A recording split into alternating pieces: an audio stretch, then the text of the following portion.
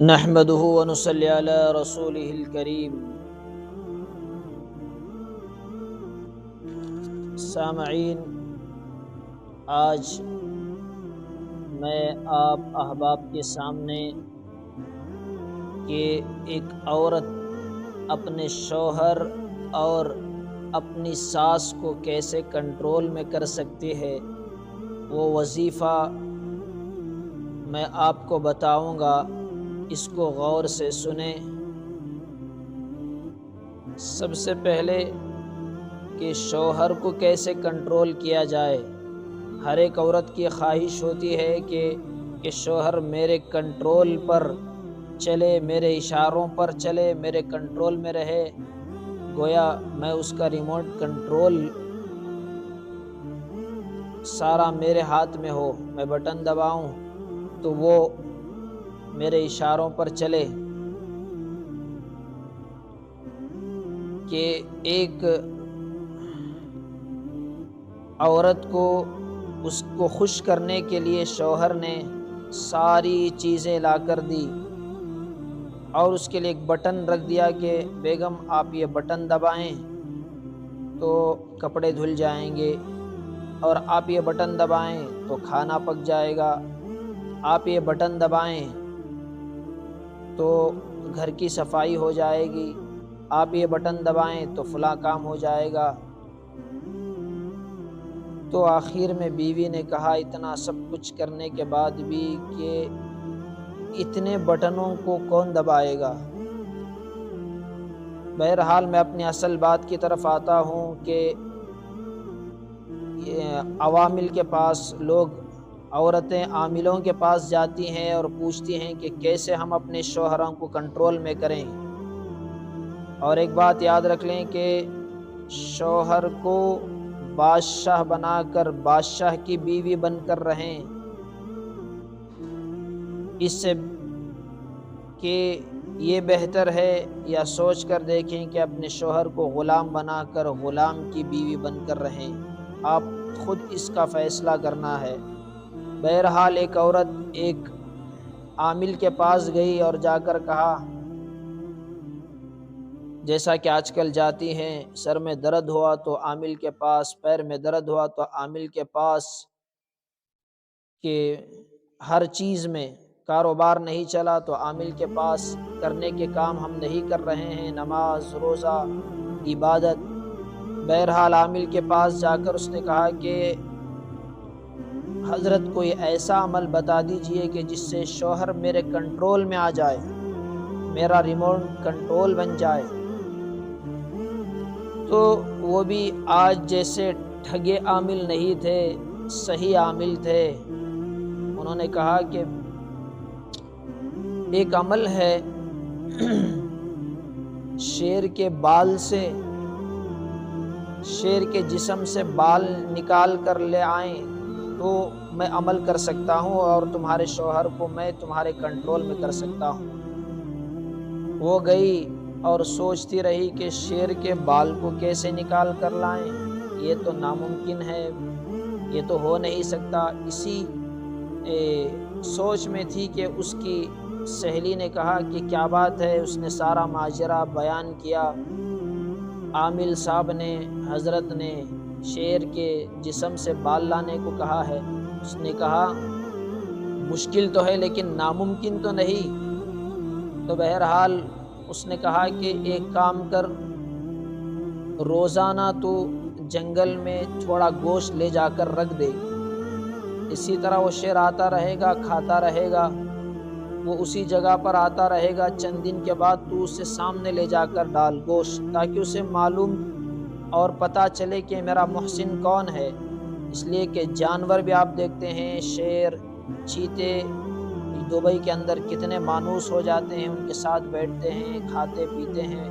بہرحال اسے معلوم ہو کہ تیرا محسن کون ہے، تو وہ اسی طرح کرتی رہی، ڈالتی رہی چھپ کر، چند دن کے بعد سامنے آ کر ڈالتی رہی، یہاں تک کہ شیر، وہ درندہ اس سے مانوس ہو گیا، تو اس کے قریب آتا، بیٹھتا، اس کے اپنے ہاتھ سے کھلاتی، یہاں تک کہ اتنا قریب ہو گئی کہ وہ اس کے جسم سے لگا کر اس کے بال کو نکال لی اور لا کر عامل صاحب کے پاس دیا، لو حضرت میں شیر کا بال بڑی محنتوں سے لائی ہوں، آپ میرے شوہر کو میرے کنٹرول میں کر دیجئے۔ تو اس وقت میں اس عامل نے کہا کہ جب ایک درندے کی خدمت کر کے تو اسے اپنا بنا سکتی ہے، ایک درندے کی خدمت کر کے، تو کیا تیرا شوہر ایک درندے سے بھی گیا گزرا ہے؟ تو بھی اگر جس طرح اس شیر کی، اس درندے کی تو خدمت کر رہی ہے، اگر واقعی میں اپنے شوہر کی دل و جان سے خدمت کرے تو وہ کیا تجھ سے محبت نہیں کرے گا؟ یہ تھی۔ بعض یہ سوچتے ہیں کہ اپنی ساس کو کیسے کنٹرول میں کریں بعض عورتیں، اس لیے کہ بعض ساسیں بھی ایسی ہوتی ہیں کہ جو بہوؤں کی ناک میں دم کیا ہوا ہوتا ہے۔ اسی جیسا ایک واقعہ کہ ایک ساس بہو کا لطیفہ ہے کہ ساس نے بہو سے کہا کہ بہو اس انڈے کو، انڈا لے کر آؤ، انڈا بنا کر۔ تو اس نے انڈا تل کر لایا فرائی کر کے، تو ساس نے کہا کہ انڈے کو تم تل کر لائی ہو، یہ تو تیل ہے، اس سے شوگر بڑھتا ہے، اس طرح سے نہیں کھانا چاہیے، تلا ہوا انڈا ہے، ایسا ہے۔ تو اس نے دوسرے دن انڈے کو ساس کے سامنے ابال کر لایا، تو اس نے کہا ساس نے کہ کیا یہ تو گیسٹرک ہے، اس طرح سے انڈے کو نہیں کھانا چاہیے۔ وہ پریشان ہوئی کہ تل کر لائے تب بھی پریشانی، ابال کر لائی تب بھی پریشانی۔ تو اس نے تیسرے دن یہ کیا کہ ایک انڈے کو ابالا اور ایک انڈے کو اس نے تلا، فرائی کیا، پھر لا کر ساس کے سامنے پیش کیا۔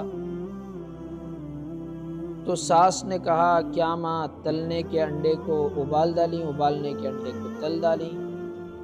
یعنی طنز، کہ اگر اسی کو کہا جائے کہ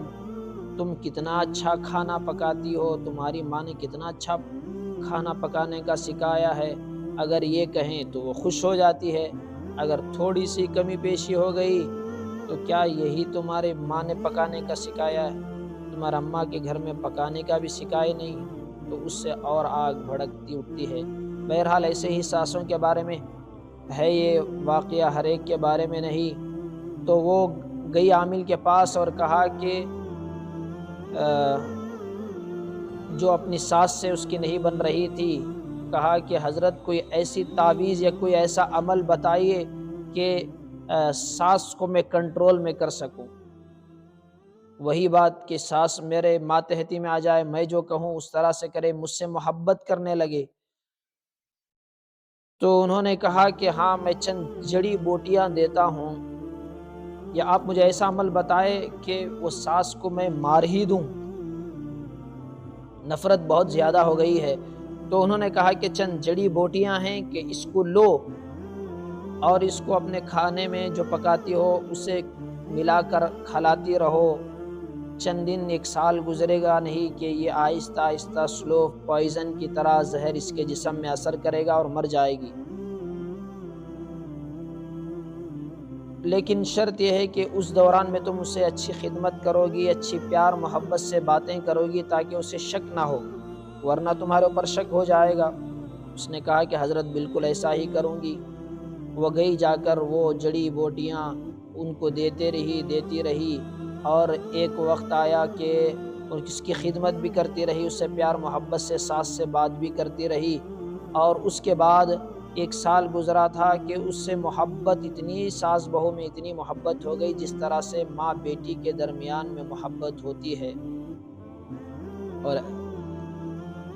اسی وجہ سے کہ آپ دیکھیں کہ بعض اوقات کہ بیٹا بہو کو لے کر گھومتا پھرتا ہے تو کہتے ہیں کہ دیکھو یہ تو بیوی کا غلام بن گیا ہے،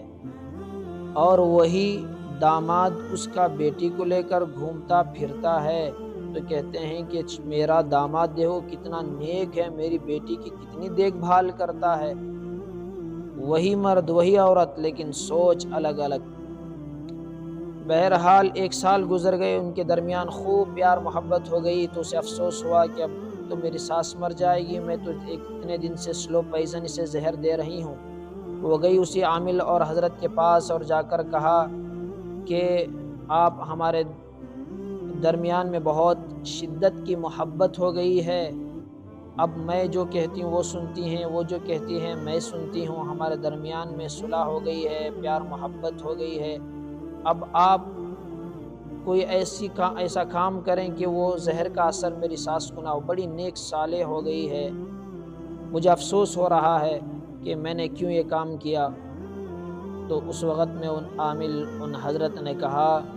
کہ بہن، میں نے اس کے اندر کوئی زہر وہر نہیں دیا تھا، یہ تو طاقت کی کیلشیم کی جڑی بوٹیاں میں نے دی تھی، اور اصل عمل وہ تھا جو میں نے کہا کہ تم ان کی یہ چیزیں بھی دیتی رہو اور اس کی خدمت بھی کرتے رہو اور میٹھی بات بھی کرتے رہو۔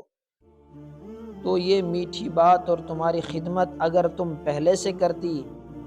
تو یہ بات ہی نہ ہوتی، میں نے اس کے اندر کوئی زہر وہر کچھ نہیں ملایا ہے، کیلشیم کی چیزیں تھی، اصل میں اثر یہ جڑی بوٹیوں کا نہیں بلکہ تمہاری نیک گفتگو اور میٹھی باتیں اور ان کی خدمت کرنے کی وجہ سے ہے۔ تو جس طرح سے وہ اپنی ماں کو سمجھتے ہیں، اسی طرح سے اپنی ساس کو بھی ماں سمجھے، ان کی خدمت کریں۔ جو کہنا کہ ساس کی خدمت واجب نہیں ہے، لازم نہیں ہے، کہ وَهُوَ الَّذِي خَلَقَ مِنَ الْمَاءِ بَشَرًا فَجَعَلَهُ نَسَبًا وَصِهْرًا، اللہ تعالیٰ نے خاص سسرالی رشتے کا ذکر قرآن میں سورہ فرقان میں اللہ تعالیٰ نے فرمایا ہے۔ اللہ تعالیٰ یہ عمل کر کے اپنے شوہروں کو، اپنی ساسوں کو کنٹرول کرنے کی اللہ توفیق عطا فرمائے۔ جائے کہ ہم غلط کام کر کے، دشمنیاں کر کے، نفرتیں عداوتیں پیدا کر کے ہم کہیں گناہوں کے اندر ملوث نہ ہو جائیں۔